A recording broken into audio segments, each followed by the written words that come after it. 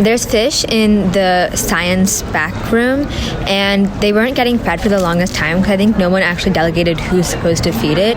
So one day over the weekend, they used to have 5 fish, and now there's only 4 fish because one of them ate the others.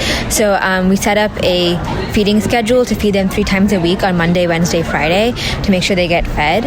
And there are 4 goldfish, and they're hopefully healthy. They usually swim around their tank. They don't really know when to stop eating, which is why you have to be careful not to overfeed them. There was an incident on Monday. After I fed it, I don't think someone else realized that was the same exact date, and somebody else also fed the fish, so we couldn't feed them on Wednesday. So it's really important to make sure you're looking at who's been feeding the fish so you don't overfeed them. There's a booklet and then a pen next to it, and every time you feed the fish, you put the date and you say your name and if you fed it or not. My little fish tank.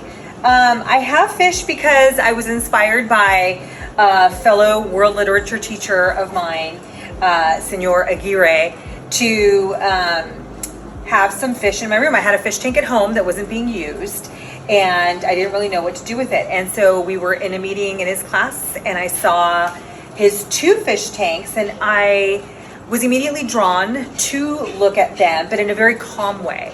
And I like that. I have a very natural aesthetic in my classroom. I have lots of plants, and I like for students to feel very relaxed. And so when I experienced that, I thought, that's the perfect use for that fish tank. So then it was a matter of finding the fish, and I loved these 3 little goldfish that I saw. Everybody's favorite is the little wee guy. He's smaller, he or she, whatever.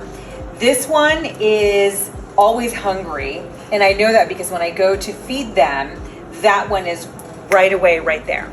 And the little one is kind of hovering in the back, but will eat. And this one is just, a beautiful orange.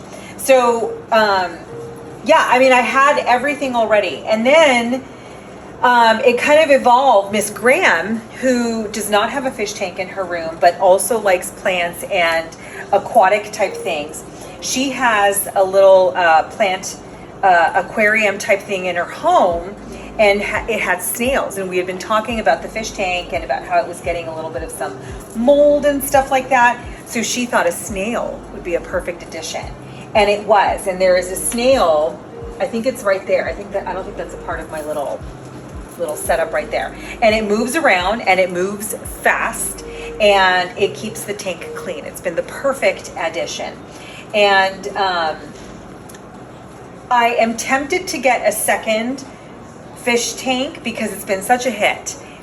I want to add plants to it maybe. I think that's my more immediate goal, is to find a way to somehow take off the top part and add like a bamboo. I have like a bamboo plant, and from what I've seen on YouTube, Miss Graham also was telling me about it, you can find a way to prop them in there and they'll just grow because they're water plants. So they don't need dirt, so they can just grow really big, which I think is amazing.